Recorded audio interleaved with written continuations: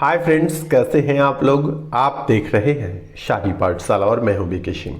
Daily 100 important current affairs लेकर आपके बीच उपस्थित होता हूं। तो आइए शुरू करते हैं। आज है 28 मार्च और पेज संख्या है 84। प्रत्येक 8 दिन पूरे होने के बाद फ्री ऑफ कॉस्ट आपको पीडीएफ प्रोवाइड कराया जाता है, जिसका लिंक नीचे डिस्क्रिप्शन में दिया होता है। तो आइए शुरू करते हैं। आज का पहला है, ट्यूलिप उत्सव का आयोजन किस राज्य अथवा केंद्र शासित प्रदेश में किया जाता है। तो ट्यूलिप उत्सव का आयोजन जो है प्रत्येक वर्ष जम्मू एंड कश्मीर में किया जाता है।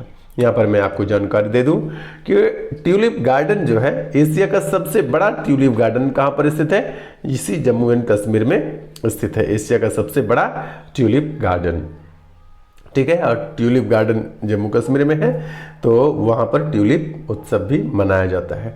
ट्यूलिप है क्या कि ट्यूलिप एक प्रकार के फूल का नाम है ट्यूलिप। आइए दूसरा प्रश्न है, Norwegian academy of science and letters ने एबेल पुरस्कार 2022 से सम्मानित, मतलब किसे सम्मानित किया है। तो एक अमेरिकी नागरिक हैं डेनिस पोर्नेल सुलिवन को जो है कि एबेल पुरस्कार 2022 से सम्मानित किया गया है। यहाँ पर मैं जानकारी दे दूं कि एबेल पुरस्कार जो है यह गणित के क्षेत्र में उत्कृष्ट योगदान के लिए दिया जाता है। ये वैश्विक लेवल पर एक बहुत ही प्रतिष्ठित पुरस्कार है। एबेल पुरस्कार जो 2022 में किसे प्रदान किया गया है, डेनिस पोर्नेल सुलिवन को प्रदान किया गया है। अगला तीसरा है, देश की पहली पेपरलेस विधानसभा कौन बन गई है। तो देश की पहली पेपरलेस विधानसभा नागालैंड बन गई है। तो ये आपके लिए जब कभी भी पहला होता है तो वो आपके लिए कुछ ज़्यादा इंपॉर्टेंट मालूम पड़ता है। याद रखिएगा, देश की पहली पेपरलेस विधानसभा नागालैंड विधानसभा बन गई है। हाल ही में भारत ने वित्त वर्ष 2022 का व्यापारिक निर्यात लक्ष्य को जो है पार कर लिया है। यह लक्ष्य कितना रखा गया था, तो $400 बिलियन लक्ष्य रखा गया था, जो भारत ने जो है पहली बार इसे पार किया है। तो यहाँ पर भी ये पहली बार अपने निर्यात लक्ष्य को पार कर लिया है, इसलिए यह भी इम्पोर्टेंट हो जाता है। निर्यात लक्ष्य कितना रखा गया था, $400 बिलियन, ठीक है। अब आइए अगला है ERD टेक्नोलॉजी, जो हाल के दिनों में सुर्खियों में रहा है। यह किससे संबंधित है।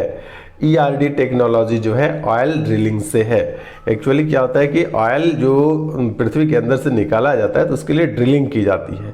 तो ऑयल ड्रिलिंग जो है उसी से रिलेटेड एक टेक्नोलॉजी है ERD टेक्नोलॉजी, जहाँ ERD का फुल फॉर्म है एक्सटेंडेड रिच ड्रिलिंग। ERD का मतलब क्या हुआ, एक्सटेंडेड रिच ड्रिलिंग टेक्नोलॉजी, जो हाल के दिनों में सुर्खियों में रहा है। किससे संबंधित है, ऑयल ड्रिलिंग से।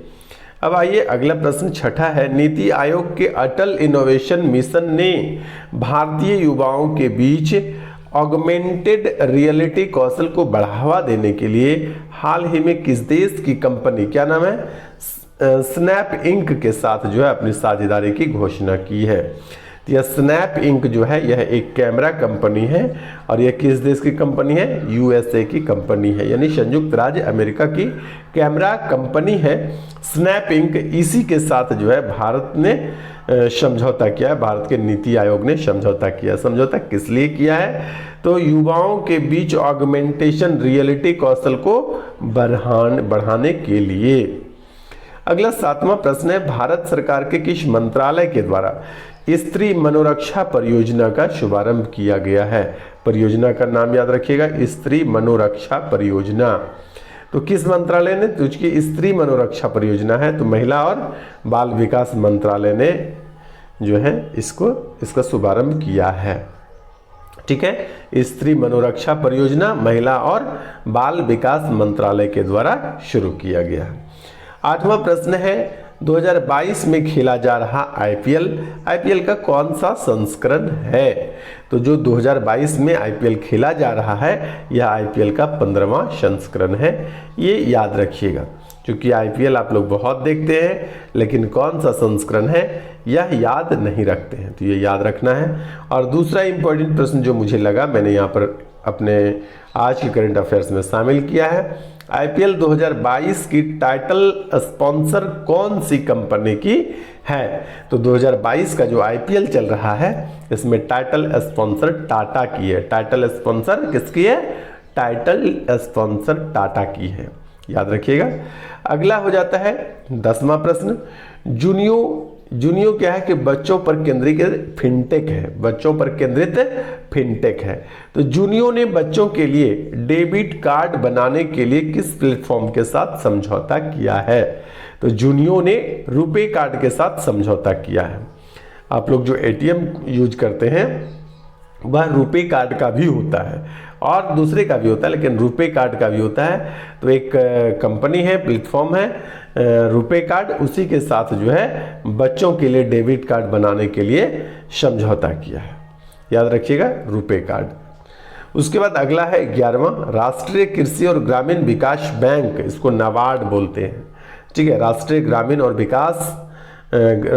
कृषि और ग्रामीण विकास बैंक नाबार्ड ने प्राकृतिक खेती को बढ़ावा देने के लिए, किस प्रकार की खेती को बढ़ावा देने के लिए? प्राकृतिक खेती को बढ़ावा देने के लिए किस नाम से कार्यक्रम को प्रारंभ किया है, शुरू किया है? तो जीवा कार्यक्रम को प्रारंभ किया है नाबार्ड ने। और इसमें क्या होगा? इस कार्यक्रम के तहत प्राकृतिक खेती को बढ़ावा दिया जाएगा। अगला प्रश्न हो जाता है 13वां प्रश्न, ब्रह्मपुत्र से गंगा से ब्रह्मपुत्र तक, ठीक है, गंगा से ब्रह्मपुत्र तक जाने वाला अब तक का सबसे लंबा जहाज का नाम क्या है? तो गंगा से ब्रह्मपुत्र तक जाने वाला अब तक का सबसे लंबा जहाज जो है उसका नाम है एम.वी. रामप्रसाद बिस्मिल, ठीक है, एम.वी. रामप्रसाद बिस्मिल, ये नाम है गंगा से ब्रह्मपुत्र जाने वाला अब तक का सबसे लंबा जहाज का। उसके बाद आइए अब हम लोग चलते हैं 14वां प्रश्न में। 14वां करंट अफेयर से, हाल ही में भारत ने किस देश के साथ नीली अर्थव्यवस्था और महासागर शासन यानी blue economy and ocean governance पर हस्ताक्षर किए हैं? यह प्रश्न जो है आपके लिए बहुत बहुत इंपॉर्टेंट है, वीवीआई है, याद रखिएगा कि भारत ने किस देश के साथ समझौता किया है? फ्रांस के साथ समझौता किया है। मैं इस प्रश्न को एक बार फिर से बोल दूं कि हाल ही में भारत ने किस देश के साथ नीली अर्थव्यवस्था, किस प्रकार की अर्थव्यवस्था? नीली अर्थव्यवस्था और महासागर शासन, इसको अंग्रेजी में बोलते हैं blue economy and green ocean governance पर हस्ताक्षर किए हैं। तो ये फ्रांस के साथ हस्ताक्षर किए हैं। अगला 15वां प्रश्न है यहाँ पर, बिम्स्टेक शिखर सम्मेलन 2022 की अध्यक्षता कौन करेंगे? तो बिम्स्टेक 2022 शिखर सम्मेलन की अध्यक्षता जो है कि भारतीय प्रधानमंत्री नरेंद्र मोदी करेंगे। और इसका आयोजन कहाँ पर हो रहा है? तो श्रीलंका में इसका आयोजन हो रहा है, ठीक है। बिम्स्टेक शिखर सम्मेलन का आयोजन कहाँ होगा? श्रीलंका में। और इसकी अध्यक्षता कौन करने वाले हैं? तो भारत के प्रधानमंत्री नरेंद्र मोदी ने। अब आइए चलते हैं आज के इतिहास पर। आज का इतिहास है, आज है हमारा कितना? 28 मार्च। तो 28 मार्च का जो इतिहास है वह 28 मार्च 1809 ईस्वी में प्रायद्वीपीय युद्ध हुआ था। और यह किसके किसके बीच लड़ा गया था?